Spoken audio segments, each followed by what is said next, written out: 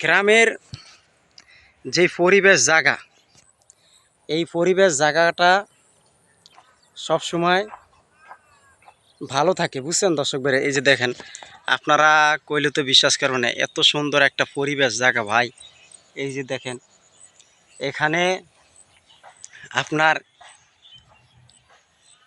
প্রতিদিন শিয়াল থাকে, কমপক্ষে 20 থেকে 30টা শিয়াল। তো এই যে দেখেন, আমি শিয়ালের বাসাগুলো দেখাবো আপনাদেরকে, আপনারা আমার সঙ্গে থাকেন দর্শক ভাইরা। ওই যে শিয়াল, ওই যে দেখেন, ওই যে শিয়ালের বাসা, ওই যে দেখছেন, ওই যে শিয়ালের বাসা। শিয়ালে এখানে মাটি গর্ত করে থাকে দেখেন। আর এখানে কমপক্ষে 3-4 জন মিললে এরপরে আসতে হয়, নাইলে আসা যায় না, বুঝছেন দর্শক ভাইরা? এখানে প্রচুর শিয়াল। ওই যে দেখেন, শিয়ালে কু কু করে ডাকে, ওই দেখছেন, শিয়ালে আসলে ডাকে। তো এই একটা কথা মনে রাখেন ভাই, এই যে আপনাদেরকে গ্রামগঞ্জের এই যে ভিডিওগুলো এই যে দেখাইতাছি, তাই আপনাদের কাছে কীরকম লাগছে একটু কমেন্টে জানাবেন।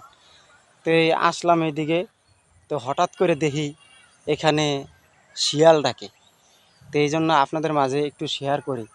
আর এইসব বনের ভিতরে প্রচুর শিয়াল থাকে, প্রচুর শিয়াল আছে দেখে আজকে আপনাদেরকে ভিডিও করে দেখাইতেছি, বুঝছেন দর্শক ভাইরা? প্রচণ্ড শিয়াল। শিয়াল কাকে বলে? এই শিয়াল যদি একবার আপনি ধরতে পারেন তাহলে আপনার অবশ্যই আর এই শিয়ালের গোশ খায়, বুঝছেন দর্শক ভাইরা? শিয়ালের গোশ খায়, শিয়ালের গোশ দিয়ে মানুষ অনেক উপকার করে। শিয়াল এমন একটা জিনিস ভাই, আপনার সহজে ধরতে পারবেন না। শিয়ালের যারা গোশ খাচ্ছে তাদের বাতের ব্যারাম কইমা যায় শিয়ালের গোশ খাইলে, বুঝছেন দর্শক ভাই? এই যে শিয়ালের বাসা দেখেন, কত সুন্দর শিয়ালের বাসা।